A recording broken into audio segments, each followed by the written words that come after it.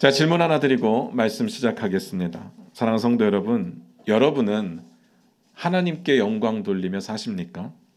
당연히 아멘이죠. 우리가 신앙생활을 해가는 목적이 뭐냐면 하나님께 영광 돌리기 위해서 사는 겁니다.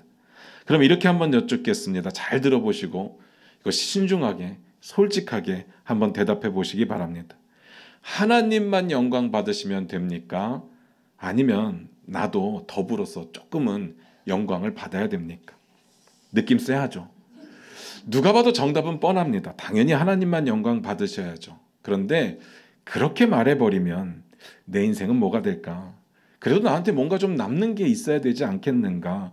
무슨 노예 계약하는 것도 아니고 숨겨진 계약하는 것도 아니고 뭔가 불편하고 불안한 마음이 드실 겁니다. 정말 많은 분들이 저하고 상담하는 주제가 뭔가 하면요, A를 선택할까 B를 선택할까 문제입니다. 보통 이렇게 묻습니다. 둘 중에 어떤 게 하나님의 뜻인지 잘 모르겠습니다. 솔직히 말씀드려서요, 제가 당사자도 아니고 하나님도 아니고 그걸 어떻게 알겠습니까? 그 문제를 그렇게 만들어서 제가 알 수 있다면 제가 여기 안 있죠. 뭔가 하고 있지 않겠습니까? 둘 중에 하나가 명백한 범죄고 그리고 나머지 하나는 하나님이 원하시는 일이 분명하다면 그건 어렵지 않습니다. 누가 봐도 알 수 있죠. 저 아니라도 누구라도 알 수 있는 내용입니다. 그런데 대부분 이런 질문을 할 때는 어떤 문제인가 하면요, 비슷비슷한 문제입니다. 비슷비슷하니까 선택하지 못하는 거죠. 이런 고민하시는 분들은 잘 들으시기 바랍니다. 제발 A가 하나님의 뜻이냐 B가 하나님의 뜻이냐 이런 걸로 고민하지 마시기 바랍니다. A를 선택하든 B를 선택하든 어떻게 그 선택함으로 인해서 하나님께 영광을 돌릴 수 있을까, 이걸 고민하셔야 됩니다. 하나님의 뜻이 뭐냐고요? 우리가 무엇을 선택하던 간에 그 가운데서 하나님의 영광을 위해서 최선을 다해 살아내는 게 하나님의 뜻입니다. 물론 전제는 누가 봐도 죄가 아닌 것이어야 하죠. 사도 바울이 그렇게 말했습니다. 먹든지 마시든지 무엇을 하든지 하나님의 영광을 위해서 하라. 만약에 우리가 고민하는 대로 매 순간 A가 하나님의 뜻일까 B가 하나님의 뜻일까 궁금하다면 여러분 솔직하게 짜장면 먹을 때 짬뽕 먹을 때 뭐가 하나님의 뜻입니까?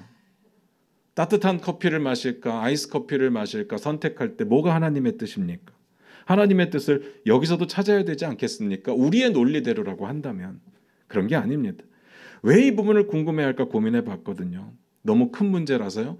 그렇지는 않습니다. 어떤 게 손해가 적고 어떤 게 이익이 많을까? 그게 궁금한 거죠. 하나님께서 그런 거 미리 콕 집어서 알려주시면 좋겠다라는 생각이 있습니다. 그리고 이왕이면 그렇게 말하기만 하면 좀 뭐하니까 하나님도 기뻐하시고 하나님도 영광 받았으면 좋겠다는 거죠. 누이 좋고 매부 좋고 도랑치고 가재 잡고 일석이조 일거양득 그런 겁니다. 하나님께서 모든 일들 안에 하나님의 뜻을 숨겨놓고 A가 하나님의 뜻일까 B가 하나님의 뜻일까 야 니네가 찾아봐라 맞춰봐라, 저는 절대로 그렇지 않다고 믿습니다. 뭘 선택해야 하나님의 뜻을 맞출 수 있느냐, 그게 우리에게 남겨진 숙제가 아닙니다. 물론 전제는 있다고 했습니다. 뭘 선택하든 어떻게 하나님께 영광 돌릴 수 있을까, 이게 우리가 고민해 봐야 될 문제입니다. 오늘 본문 말씀 같이 보겠습니다. 7장 1절입니다. 같이 한번 읽어보겠습니다. 시작. 여룻바알이라 하는 기드온과 그를 따르는 모든 백성이 일찍이 일어나 하룻샘 곁에 진을 쳤고 미디안의 진영은 그들의 북쪽이요 모레산 앞 골짜기에 있었더라. 여룻바알이라고 하는 기드온하고 그를 따르는 모든 백성이 일찍이 일어나서 하룻샘 곁에 진을 쳤다라고 되어 있습니다. 이 내용을 보고 있으니까 어디서 많이 본 듯한 느낌이 듭니다. 마치 데자뷰 현상처럼 어디서 봤던 내용인데 하는 느낌이 듭니다. 사실 지난주에 이 내용을 봤었거든요. 오늘 말씀보다는 좀 더 디테일한 버전이 6장에 이미 소개되어 있습니다. 한번 찾아보겠습니다. 6장 32절부터 35절입니다. 같이 읽겠습니다. 시작.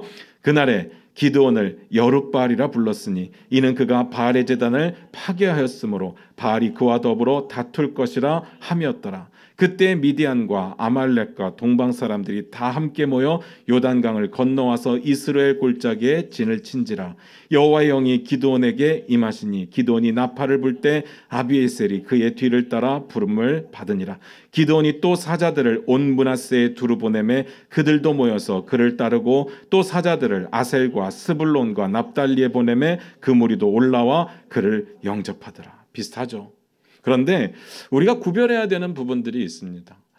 가끔은 우리가 성경을 볼 때마다 두 번씩 반복되는 내용들이 있는데 그 두 번씩 반복되는 내용들은 제가 강조라고 말씀을 드렸습니다. 그리고 두 번씩 반복될 때는 한 내용을 가지고 다른 관점에서 볼 때 그럴 때 반복되는 경우들도 있었습니다. 그런데 오늘은요, 같은 사건을 가지고 다시 이야기하는 내용은 아닙니다. 강조도 당연히 아닙니다. 그저 앞에서 실패했기 때문에 다시 시작하는 중입니다.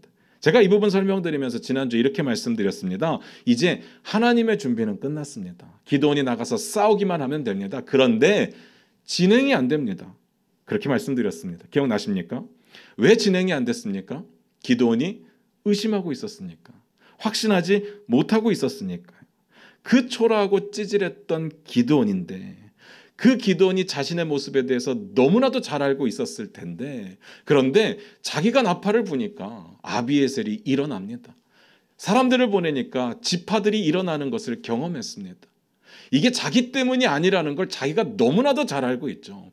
그런데 이런 경험을 했던 자기의 능력이 아니라 하나님의 영이 임해서 모든 지파들이 자기의 음성을 듣고 일어나는 것을 경험했던 사람이 여전히 의심하고 있었다는 이야기입니다. 이거보다 확실한 증거가 어디 있었겠습니까? 그럼에도 확신하지 못했습니다. 그래서 자기 확신을 가지고 뭐합니까? 확신을 위해서 양털 가지고 하나님을 시험하게 됩니다. 정말 최악입니다.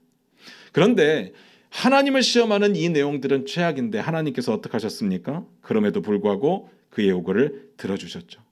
제가 늘 이런 이적이나 표적에 대해서는 길게 다루지는 않습니다. 이적과 표적이 싫다거나 안 일어난다는 이야기가 아니라 정반대입니다.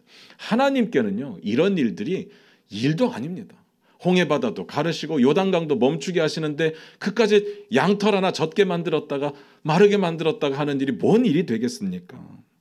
다만 신기한 건 기드온의 말도 안 되는 그 시험의 요구를 하나님께서 들어주셨다는 사실이죠. 오죽하시면. 그리고 주의해야 될 것은요, 항상 이런 일은 우리 마음대로 일어나는 것은 아니라는 겁니다. 하나님을 시험하시면 절대로 안 됩니다. 오죽하시면 이걸 들어주셨겠냐는 강조를 드리는 내용입니다. 그거 생각하셔야 됩니다. 그 다음 이야기입니다. 그 말도 안 되는 요구를 들어주시고 나서 기드온이 어느 정도 하나님의 능력에 대해서 인정을 하고 나니까 이제 다시 시작하는 겁니다. 여룻발이라고 하는 기드온하고 모든 백성이 일찍 일어나 하루샘 곁에 이제서야 진을 쳤습니다. 그 다음 내용 볼까요? 7장 2절부터 3절입니다. 같이 읽겠습니다. 시작. 여호와께서 기드온에게 이르시되 너를 따르는 백성이 너무 많은즉 내가 그들의 손에 미디안 사람을 넘겨주지 아니하리니 이는 이스라엘이 나를 거슬러 스스로 자랑하기를 내 손이 나를 구원하였다 할까 함이니라. 이제 너는 백성의 귀에 외쳐 이르기를 누구든지 두려워 떠는 자는 길라산을 떠나 돌아가라 하라 하시니 이에 돌아간 백성이 22,000명이요 남은 자가 10,000명이었더라. 기드온이 이제 겨우 정신 차리고 하나님의 말씀을 들으려고 합니다. 전쟁에 나가려고 하고 있습니다. 그런데 이번에는 하나님께서 막으셨습니다. 아시죠? 하나님은요, 하나님의 조건에 안 맞을 때 서두르시는 분이 아니십니다. 하나님의 조건에 안 맞는데 대충 넘어가시는 분은 아닙니다. 기드온을 쓰시겠다고 기드온을 많이 참아주셨지만 기드온이 아무렇게나 해도 도와주시는 분은 아니시라는 이야기입니다. 최소한의 조건이 있습니다. 잘 보시기 바랍니다. 하나님께서 멈추셨습니다. 그 이유가 뭐냐? 이렇게 말씀하셨습니다. 너를 따르는 백성이 너무 많다. 아니 사람 모이게 도와주실 때는 언제고 기껏 모아놨더니 이제 많다고 하시면 어떡합니까? 왜 그러셨을까요? 솔직히 저는 잘 이유는 모르겠습니다. 중요한 건 하나님께서 지금 이스라엘 군대의 숫자를 많다고 보고 계시다는 사실이죠. 얼마나 많았길래요. 3절에 보니까요. 하나님께서 많다고 하시니까 22,000명이 돌아가고 10,000명이 남았다고 되어 있습니다. 그러면 처음에 몇 명이 모인 거죠? 32,000명이 모였습니다. 이렇게만 보면 32,000명이 많은 건지 적은 건지 감이 안 옵니다. 많다 적다는 항상 상대적이잖아요. 뭔가 기준이 있어서 그거보다 많은 건지 그거보다 적은 건지를 따져야 됩니다. 우리 계산법에서는 적군이 32,000명보다 적으면 되죠. 그러면 이 숫자는 많은 겁니다. 한번 찾아볼까요? 사사기 8장 10절입니다. 사사기 8장 10절 같이 읽겠습니다. 시작. 이때 세바와 살문나가 갈골에 있는데 동방 사람의 모든 군대 중에 칼든 자 12만 명이 죽었고 그 남은 15,000명 가량은 그들을 따라와서 거기에 있더라. 방금 읽었던 내용은 전쟁이 끝날 무렵의 이야기거든요. 이 전쟁을 통해서 적군 12만 명이 죽었고 15,000명 정도가 살아남아 있다는 이야기로 묘사되고 있습니다. 그러면 전쟁을 시작할 때 적군의 숫자는 몇 명입니까? 13만 5천 명입니다. 그러니까 이스라엘 군대의 숫자가 많다 적다를 말하려면 이 숫자에 비교를 해야 되는 겁니다. 3만 2천 명이 많은 겁니까? 13만 5천 명하고 비교해서 3만 2천 명이 많은 겁니까? 솔직하게 단순 비교로만 따지면 많지는 않죠. 기드온 군사 한 명이 적군 4명하고 싸워야 되는 거잖아요. 그래야 상대가 됩니다. 이기고 지는 건 다음 문제고 그래야 일단 시작은 할 수 있지 않겠습니까? 그러니까 많은 건 아니죠. 오히려 적습니다. 그런데 하나님께서 뭐라고 말씀하셨다고요? 너무 많다. 그러면 많은 거죠. 하나님이 많다고 하셨으면 많은 겁니다. 저 아시잖아요. 저는 하나님이 말씀하시고 성경에 기록된 건 무조건 믿습니다. 그런데 여전히 궁금한 건 남아있어요. 우리가 하나님의 숫자 계산법을 잘 모르니까 이스라엘 군대 3만 2천 명하고 비교하고 그리고 적군의 13만 5천 명하고 비교해서 이스라엘 군대 3만 2천 명이 많다고 치고 우리가 그냥 받아들이기로 인정을 하고요. 제가 묻고 싶은 건 이거예요. 많으면 안 되는 걸까요? 그냥 우리 군대 많으면 안 되는 겁니까? 왜 맨날 우리는 맨날 힘없고 맨날 연약하고 맨날 가진 것 없고 맨날 불리한 중에 싸워야 되는 걸까? 여러분들은 안 궁금하십니까? 저는 궁금하더라고요. 이스라엘 군대 3만 2천 명하고 적군 13만 5천 명인데 3만 2천 명도 많다고 하시니까 우리 인생도 마찬가지잖아요. 나 가진 거 별로 없는데 맨날 하나님은 그것도 충분하다고 말씀하시니까 내 은혜가 내게 족하다고 말씀하시니까 나도 좀 더 갖고 싶은데 더 있었으면 좋겠는데 그런 생각 들지 않습니까? 하나님께서 이렇게 하시는 이유가 있더라고요. 2절만 다시 볼게요. 같이 읽겠습니다. 시작. 여호와께서 기드온에게 이르시되 너를 따르는 백성이 너무 많은즉 내가 그들의 손에 미디안 사람을 넘겨주지 아니하리니 이는 이스라엘이 나를 거슬러 스스로 자랑하기를 내 손이 나를 구원하였다 할까 함이니라. 간단합니다. 이스라엘 군사의 숫자가 많으면 이기고 나서 지들이 잘나서 이긴 줄로 착각할까 봐 내 손이 나를 구원하였다 할까 함이니라. 소름 돋지 않습니까? 지난주에 우리 봤을 때 기드온이 계속 강조했던 게 뭐예요? 내 손으로. 내 손으로. 그러니까 하나님께서 이렇게 말씀하시는 겁니다. 만약에 이 숫자로 전쟁에서 이기면 네 말대로 네 손으로 이긴 줄 알 것이기 때문에 이거 너무 많다. 이 숫자로는 안 된다 그 뜻입니다. 그래서 그 다음 말씀이 뭡니까? 3절 볼까요? 같이 읽겠습니다. 시작. 이제 너는 백성의 귀에 외쳐 이르기를 누구든지 두려워 떠는 자는 길라산을 떠나 돌아가라 하라 하시니 이에 돌아간 백성이 2만 2천 명이요 남은 자가 1만 명이었더라. 뭐라고 말씀하셨습니까? 두려워 떠는 자는 돌아가라. 아니 전쟁에 나갔는데 안 두려운 사람이 어디 있습니까? 전쟁에 나가면 다 두렵죠. 그런데 두려운 사람은 돌아가라. 정말 다행인 것은요. 이유가 뭐 어찌 되었건 간에 그들의 마음 상태가 어찌 되었건 간에 3만 2천 명 중에 3만 2천 명이 돌아간 게 아니라 2만 2천 명만 돌아가고 1만 명은 남았다는 이야기입니다. 1만 명은 안 두려웠을까요? 그건 모르겠어요. 그들은 믿음이 충만했을까요? 그건 모르겠어요. 그런데 일단 그들의 마음 상태가 어떻든 간에 1만 명은 남았다는 겁니다. 이제 1대 13.5명. 많습니까? 적습니까? 더 적어졌죠. 너무 적습니다. 그런데 하나님께서 그 숫자도 많다고 거절하셨습니다. 4절 한번 같이 읽어볼까요? 같이 읽겠습니다. 시작. 여호와께서 또 기드온에게 이르시되 백성이 아직도 많으니 그들을 인도하여 물가로 내려가라. 거기서 내가 너를 위하여 그들을 시험하리라. 내가 누구를 가리켜 내게 이르기를 이 사람이 너와 함께 가리라 하면 그는 너와 함께 갈 것이요 내가 누구를 가리켜 내게 이르기를 이 사람은 너와 함께 가지 말 것이니라 하면 그는 가지 말 것이니라 하신지라. 하나님께서 기드온에게 이렇게 말씀하셨습니다. 아직도 많다. 1만 명인데요. 적군은 13만 5천 명인데요. 그런데 10,000명이 많다고요? 왜 이 숫자가 많은 걸까? 이유는 모르겠는데 하나님께서 그렇게 말씀하시는 이유는 분명합니다. 그 숫자로 이겨도 지들이 잘나서 이긴 줄 알까 봐. 이 내용 잘 생각하셔야 됩니다. 왜 우리가 이 부분에서 의문을 갖게 되고 마음이 불편한지를 고민해 보셔야 됩니다. 늘 우리는요, 우리에게 생기는 문제, 불편한 상황들을 원인을 하나님께로부터 찾으려고 하는 경향들이 있기 때문에 그렇습니다. 하나님께서 도대체 왜 자꾸 숫자를 줄이라고 하시나? 지금도 부족한데, 지금도 모자르고, 지금도 연약한데 왜 자꾸 줄이라고 하시나? 이걸 궁금해하죠. 지난주에도 말씀드렸듯이요, 우리가 왜라고 묻는 이유는요, 하나님의 마음이 진짜로 궁금한 게 아닙니다. 지난주에 말씀드렸잖아요. 이유가 뭡니까? 첫 번째 이유, 내가 동의할 수 없기 때문에. 두 번째 이유는요, 내가 동의할 수 없는 일이기 때문에 하기 싫어서 그런 겁니다. 그러니까 내가 안 해도 될 이유를 찾고 싶은 거죠. 잘 생각해 보셔야 됩니다. 하나님께서 이 정도의 숫자를 많다고 하시는 이유는요, 하나님의 성격이 워낙 변덕스럽고 워낙 까탈스럽기 때문에 니네가 한번 잘 맞춰봐라 이렇게 하는 것이 아닙니다. 하나님의 문제가 아니라 우리들의 문제인 거죠. 뭐가 문제냐면요, 10,000명을 가지고 13만 5천 명을 이겨도 정말 말도 안 되는 싸움에서 힘이 전혀 없는데 능력의 바깥 사람들을 이겨도 우리는 우리가 한 줄로 착각하니까 하나님께서 그것을 막으시는 겁니다. 문제는 우리에게 있었던 거죠.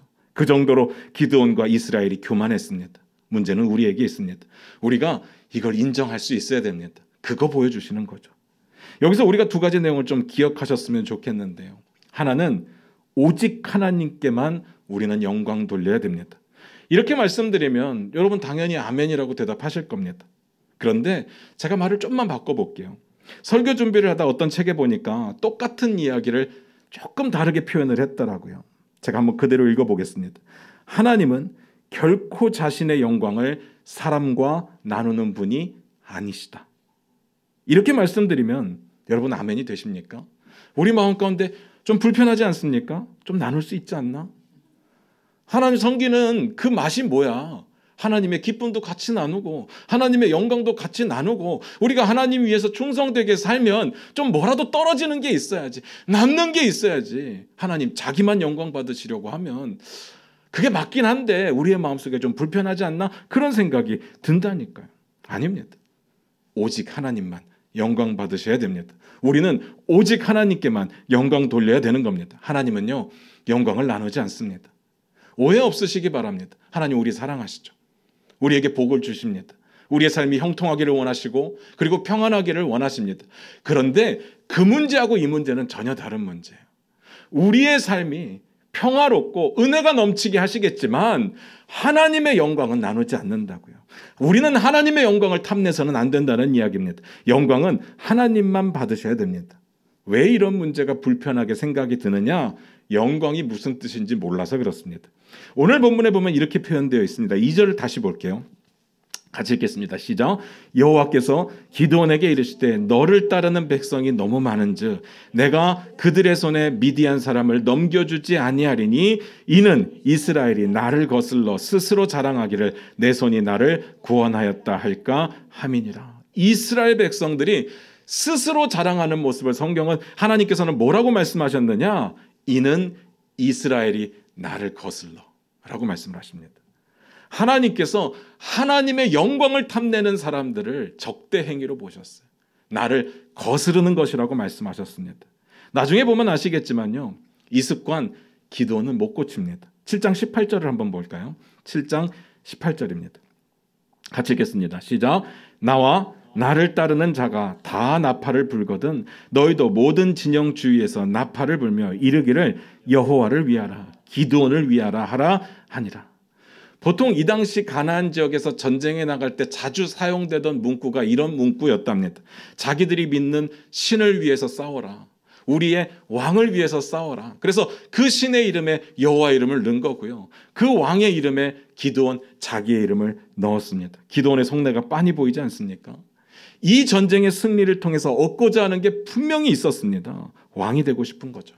물론 대놓고 왕 되고 싶습니다 라고 말하지는 못합니다. 그리고 기회가 온다고 해도 대놓고 그것을 취하지는 못할 겁니다. 최소한 양심은 있으니까. 그래도 그의 준하는 뭔가는 얻고 싶습니다. 하나님이 영광 받을 때 나에게 좀 뭔가라도 떨어지는 게 있었으면 좋겠다는 마음이 있었다는 이야기입니다. 결국은요, 기드온이 원하는 대로 흘러가기 시작합니다. 8장 22절도 한번 볼까요? 8장 22절입니다. 같이 읽겠습니다. 시작. 그때 이스라엘 사람들이 기드온에게 이르되 당신이 우리를 미디안의 손에서 구원하셨으니 당신과 당신의 아들과 당신의 손자가 우리를 다스리소서 하는지라. 전쟁이 끝나고 나니까 이스라엘 사람들이 기드온을 찾아옵니다. 그리고 기드온에게 이렇게 말하는 겁니다. 당신이 우리를 다스리소서. 당신의 아들이 우리를 다스리게 해주소서. 당신의 손자가 우리를 다스리게 해주소서. 이게 뭔 말이에요? 우리의 왕이 되어 주십시오. 자자손손 그들을 다스릴 수 있는 방법은 왕 되는 방법밖에 없었습니다. 기드온이 그거 노린 겁니다. 그러니까 여호와를 위하여 싸워라. 나 기드온을 위하여 싸워라 하는 거죠. 여러분 진짜 조심하셔야 됩니다. 우리를 무너뜨리고 하나님의 영광에 욕심을 내는 거 이거 순간입니다. 순간입니다. 하나님의 욕심, 하나님의 영광을 취하게 되는 욕심 조심하셔야 됩니다. 그래서 또 하나 우리가 기억해야 되는 건요. 우리의 삶에 우리가 인식을 하든 인식하지 못하든 우리가 치열하게 싸우고 있는 내용의 본질이 뭐냐? 하나님께 영광 돌릴 거냐? 나에게 영광 돌릴 거냐? 그 싸움입니다. 충격적이지 않습니까? 우리는 한 번도 그렇게 생각해 본 적이 없어요. 우리는요, 하나님의 영광을 놓고 하나님과 내가 경쟁 상대가 된다는 생각을 해본 적이 없습니다. 그래서 인정할 수가 없습니다. 우리는 아닙니다 라고 말할 수 있을 겁니다. 잘 보시기 바랍니다. 제가 예를 들어 드릴게요. 우리가 예수 그리스도를 믿고 십자가의 보혈의 공로로 구원을 받았습니다. 이 사건에, 이 엄청난 구원 사건에 우리의 공로는 1도 없습니다. 여러분 이 사실을 믿으십니까? 당연히 아멘이죠. 당연히 아멘입니다. 그런데 진짜 믿으십니까? 제가 진짜라는 단어 하나만 붙였는데 여러분의 표정이 막 변하기 시작했습니다. 이걸 어떻게 대답을 해야 되나? 솔직하게 말씀드리면요. 꽤 많은 분들이 아마 믿지 못하고 계실 겁니다. 우리가 정말 알게 모르게 구원을 위해서 어느 정도 잘 살아야 된다는 전제를 가지고 있습니다. 믿음으로 구원받는 건 알겠지만 그래도 어느 정도는 잘 살고 있어야 된다라는 생각을 가지고 있습니다. 다시 말해서 너무 악하면 안 된다. 특히나 나보다 너무 악하면 안 된다. 라는 생각이 있습니다. 내가 구원받는 것은 하나님의 은혜라고 말할 수 있습니다. 내가 좀 잘못 살았어도 나까지는 하나님이 용서해 주셨다고 믿을 수 있어요. 그런데 나보다 악한 누군가가 구원을 받는다? 이건 용납이 안 돼요. 나랑 비슷비슷하면 용납이 되는데 누가 봐도 나보다 많이 악하다? 이건 용납이 안 되는 문제가 되는 겁니다. 세상을 떠들썩하게 만들었던 범죄자가 예수 믿었다 그러면 다 색안경을 쓰게 되는 겁니다. 그 믿음이 진짜일까? 저거 쇼 아니야? 저거 정치적인 거 아니야? 그리고 안 믿는 사람들은 이렇게 말할 겁니다. 저런 사람을 구원하신다고? 저런 사람도 구원해서 천국 보내신다고? 하나님 문제 있네. 난 안 믿을 거야. 그렇게 되는 겁니다. 여러분 이런 생각 해보신 적 있으십니까? 이런 생각 한 번도 안 해보셨습니까? 제가 이렇게 여쭤볼게요. 나 말고 다른 사람들은요 악하면 구원 못 받나요? 나 외에 다른 사람들은 죄를 지으면 구원 못 받나요? 나는 구원 받았는데 그들의 믿음이 진심인지 아닌지는 우리가 판단할 문제는 아닙니다. 이건 절대적인 하나님 주권입니다. 구원의 주관자는 하나님이시니까. 여러분 뭘 고민하는 거고 뭘 걱정하는 걸까요? 하나님이 불공평하실까 봐? 하나님 나보다 불공정하실까 봐? 하나님께서 내가 저 사람 아는 것보다 저 사람을 잘 모르실까 봐? 그게 걱정스러운 겁니까? 아니잖아요. 하나님은 선하시고 공의로우십니다. 나보다 못하실 거라고 생각하면 그건 믿음은 아니죠. 이렇게 묻고 싶습니다. 내가 이해가 안 된다고 하나님이 틀린 겁니까? 그럴 수는 없죠. 말도 안 되는 이야기입니다. 그럼 내가 온 세상을 다 짓고 다 주관하고 있었어야죠. 난 아무것도 못했는데 온 우주를 창조하시고 주관하고 계시는 하나님에 대해서 우리가 판단을 한다고요? 말이 안 되죠. 왜 그런지 아십니까? 구원의 조건의 애매모호한 기준, 어느 정도는 잘 살고 있어야 된다는 기준을 세우는 이유가 뭔지 아십니까? 우리의 마음속에 교만함이 있기 때문입니다. 이게 무슨 말이에요? 전적인 하나님의 공로로 인정하지 못하는 겁니다. 하나님의 구원의 역사에 나도 좀 나도 좀 많지는 않지만 아주 작은 부분이라도 공로가 인정되기를 원하는 겁니다. 내가 잘 믿었기 때문에, 그래도 너무 악하게는 안 살았기 때문에 하나님 나를 찾아오신 거지, 내가 남들보다 먼저 믿었기 때문에, 내가 잘 선택했기 때문에 우리의 믿음조차도 우리의 의로 여기려고 하는 마음들이 있습니다. 우리는 맨날 우리의 삶 속에서 그 싸움하는 겁니다. 이걸 하나님의 영광으로만 돌릴까, 아니면 내 영광으로도 삼아 볼까? 이것만 말씀드리고 넘어갈게요. 영광이 뭡니까? 영광은 높이는 거거든요. 그런데 또 성경을 보다 보면 하나님의 임재 자체를 영광이라고 표현하기도 합니다. 하나님의 임재가 있을 때 하나님의 영광이 나타났다고 이야기를 하는 거죠. 하나님의 영광은요, 하나님의 절대적인 주권과 통치하심에 있습니다. 그래서 하나님의 임재 그 자체가 영광이 되는 거죠. 하나님이시기 때문에 영광 받으셔야 되는 겁니다. 다른 것, 다른 사람 다 안 됩니다. 하나님만 영광 받으셔야 됩니다. 그런데 그걸 나눠 갖는다고요? 말이 안 되죠.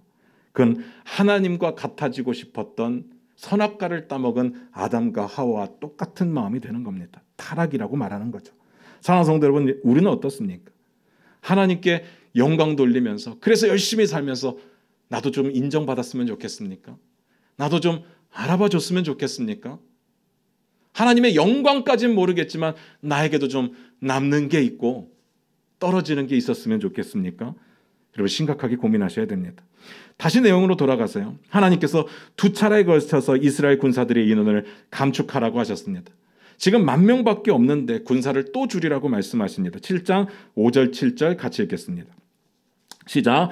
이에 백성을 인도하여 물가에 내려가매 여호와께서 기드온에게 이르시되 누구든지 개가 핥는 것 같이 혀로 물을 핥는 자들을 너는 따로 세우고 또 누구든지 무릎을 꿇고 마시는 자들도 그와 같이 하라 하시더니 손으로 움켜 입에 대고 핥는 자의 수는 300명이요 그 외의 백성은 다 무릎을 꿇고 물을 마신지라.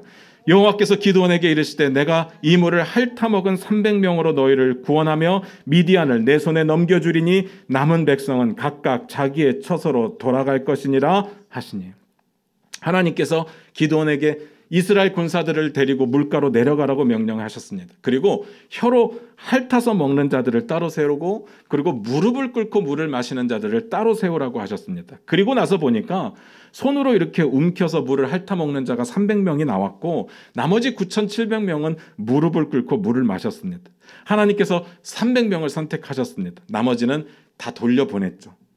여러분, 기드온 설교를 어려서부터 신앙생활 하신 분들은 많이 들어보셨을 겁니다. 그때 왜 하나님께서 300명을 선택하셨다고 하십니까? 보통 우리 이렇게 들었습니다. 나머지 무릎 꿇었기 때문에. 아니, 전쟁 중에 어떻게 무릎을 꿇냐? 무릎을 꿇으면 무기도 내려놨을 텐데 이 정도면 정신이 해이해진 거고 정신 상태 글러먹은 거지, 이런 사람 데리고는 전쟁할 수 없다. 하나님은 항상 준비된 사람, 영적 전쟁에 준비된 사람들을 찾으신다. 이런 이야기 들어보셨을 겁니다. 저도 엄청 들어봤거든요. 그래서 성경을 준비하면서 보니까 근거가 없어요. 아무 근거가 없습니다. 제가 보니까요, 그저 300명과 9,700명을 나누는 기준이었을 뿐이라고 저는 생각을 합니다. 만약에 300명이 무릎 꿇고 물을 마셨으면 하나님은 그 300명을 선택하셨을 겁니다. 그러니까 여기서 중요한 건 왜 물을 손으로 떠서 핥아 먹어야 그게 하나님의 뜻이냐가 아니라, 하나님께서는 말도 안 되는 300명만 데리고 전쟁에서 이기겠다는 계획을 가지고 계셨다는 것이 중요한 겁니다. 왜 그러셨을까요? 뻔합니다.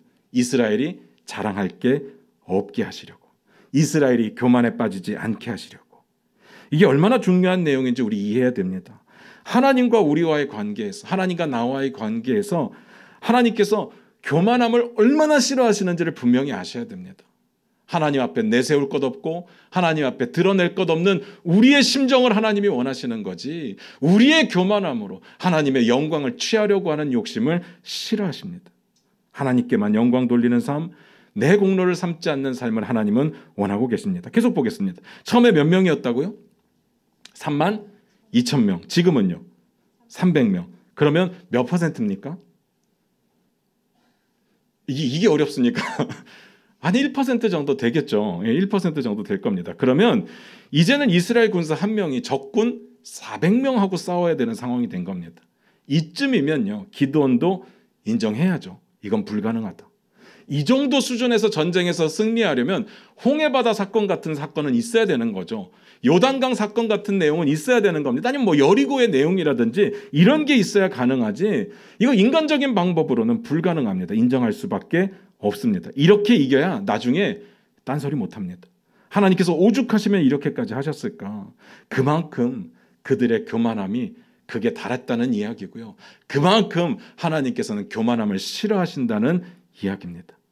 우리 가운데 이런 분들 계실 겁니다. 도대체 어디까지 나를 낮추시려고 하시는지 모르겠다. 제가 그랬거든요. 항상 하나님 앞에 이거 기도했거든요. 하나님, 더 이상 물러설 곳이 없어요. 하나님, 더 이상 내려갈 곳이 없어요. 도대체 나를 어디까지 미시는 겁니까? 어디까지 낮아지라고 하시는 겁니까? 그런데 시간 지나고 보면 더 물러날 곳이 있더라고요. 더 내려갈 곳이 있더라고요. 내 자존심, 내 명예, 내 욕심 여전히 남아 있더라고요.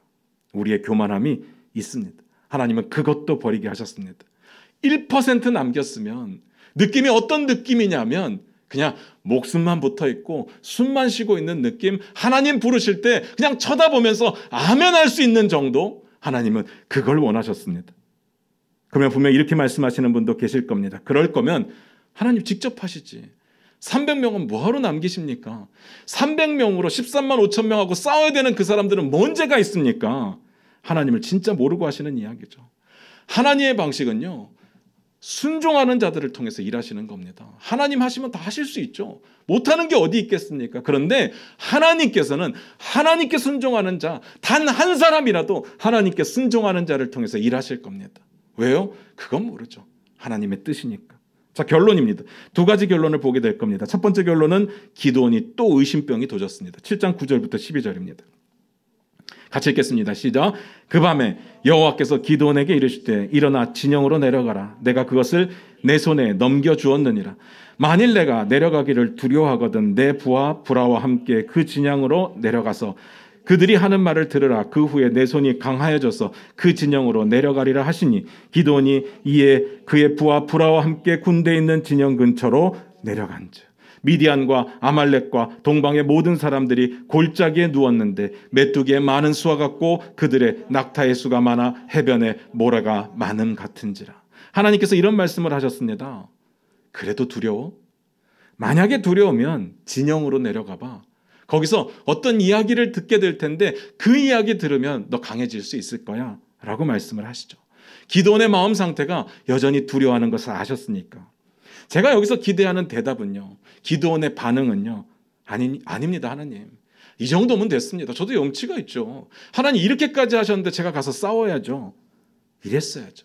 이 정도 했으면 가야죠. 그런데 내용을 보니까 기드온은 전쟁을 안 나갑니다. 그리고 진영으로 내려가죠.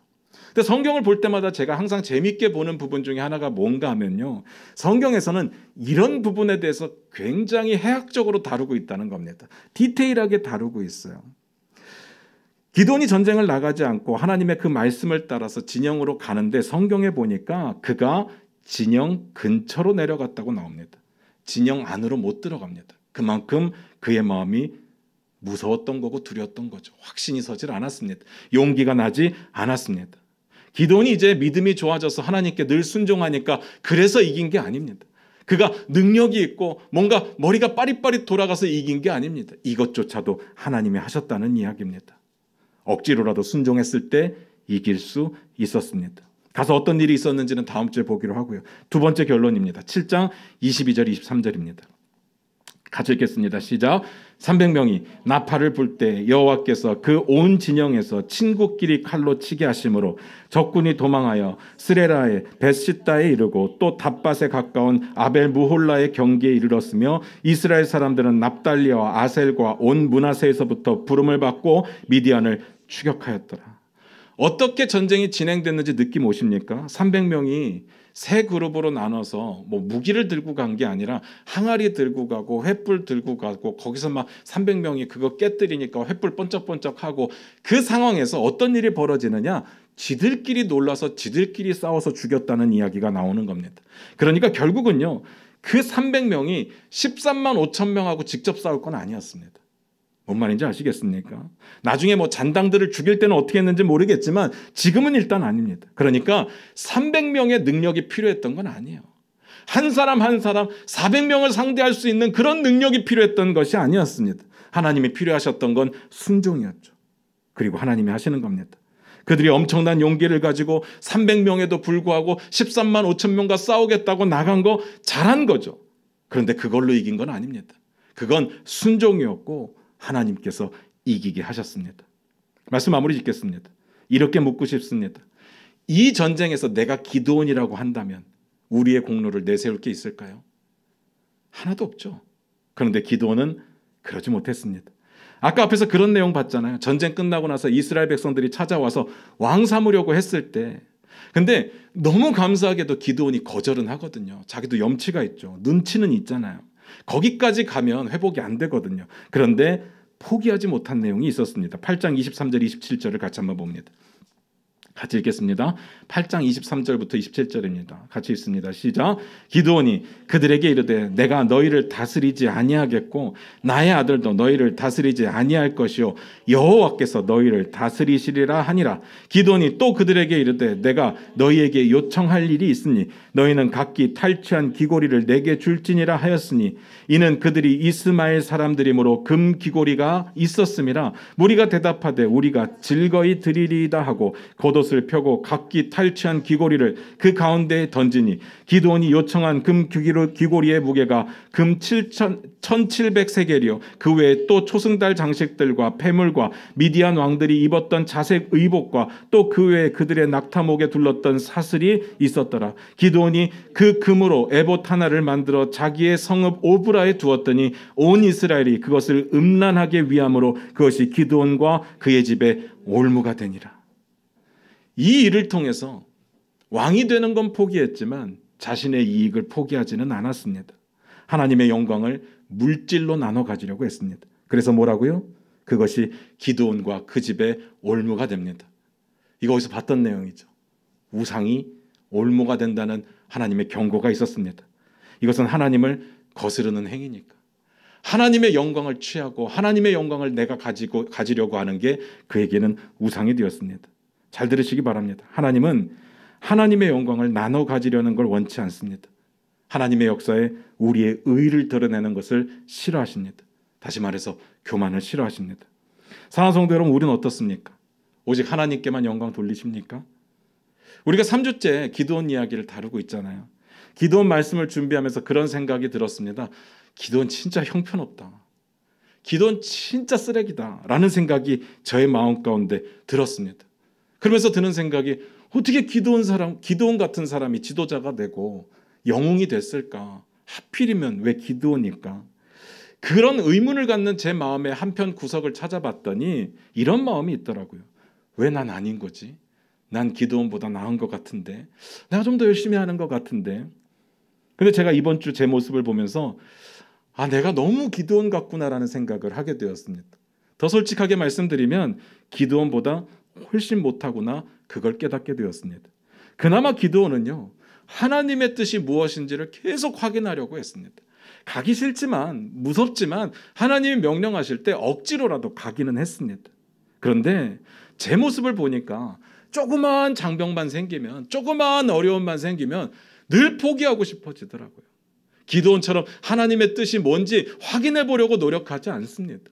하나님의 말씀에 순종해 보려고 노력하지 않습니다. 마치 나는 하나님의 뜻을 다 아는 것처럼 이 정도 안 되는 거면 포기해도 돼, 이제 끝났어 라고 결정을 내려버리더라고요.